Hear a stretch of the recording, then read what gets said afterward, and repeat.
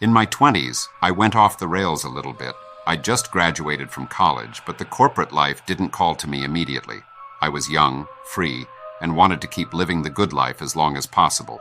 A buddy of mine was teaching English in Bangkok, Thailand, and it sounded like an opportunity too good to miss for a young, single man. Cheap living, beautiful women, and a vibrant city where pretty much anything goes. I'll tell you straight away, I went pretty hard those first few months and ended up in a bad way. I was drinking every night and consuming other substances I won't mention. It wasn't uncommon with what I was taking to hear things, feel things at night, but this time was different. It felt real.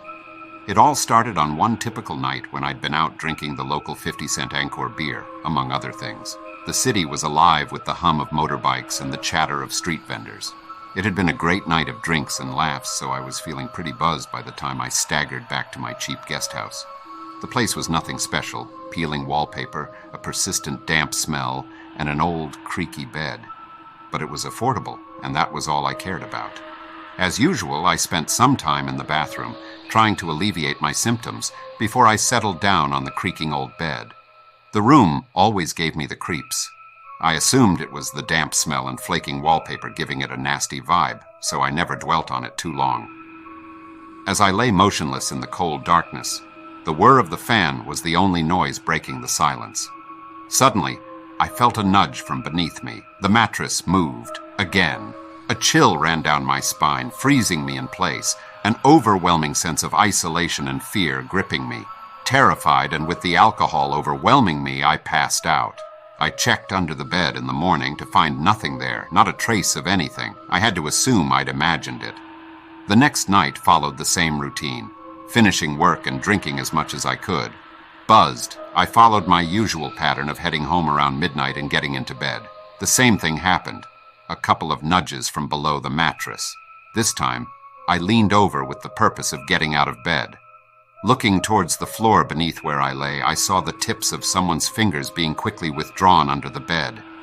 I went cold, colder than I'd ever felt in Thailand. Was it real? Was there someone under there? Or had I just imagined the whole thing?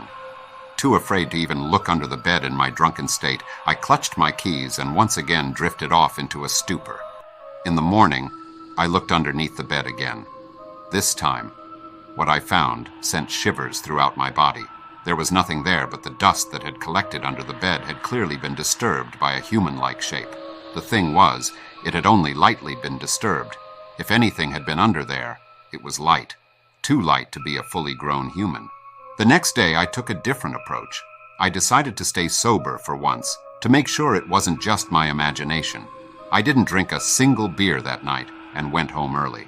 I checked under the bed as soon as I got home. Still nothing. I lay on my bed terrified, anticipating what would probably come next.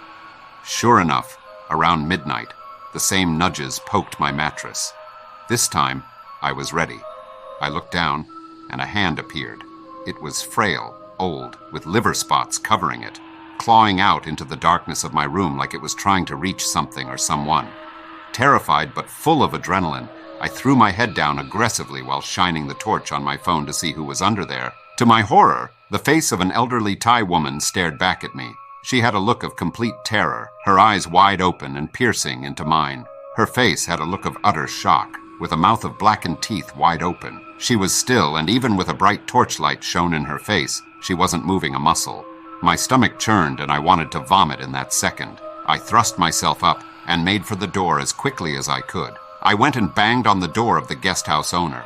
"A woman! An old woman under my bed! Call the police now!" I shouted in panic. The owner took me to the front of the guest house and made me some tea while calling the police. The officers came and, without a word spoken to me, marched up to my room.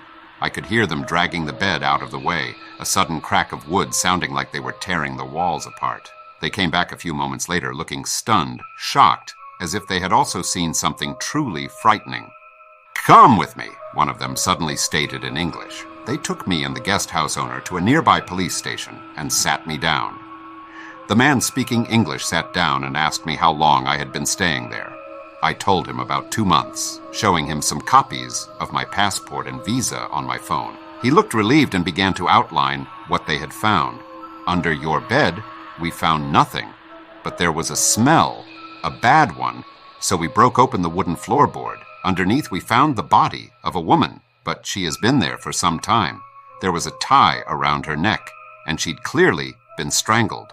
Her face still keeps me up at night. Sometimes I think I see it in the mirror, haunting me. I never found out who she was or what happened to her, but it must have been a sad sorry. If you enjoyed the stories, please like, comment, and subscribe to our channel for more terrifying stories from Asia.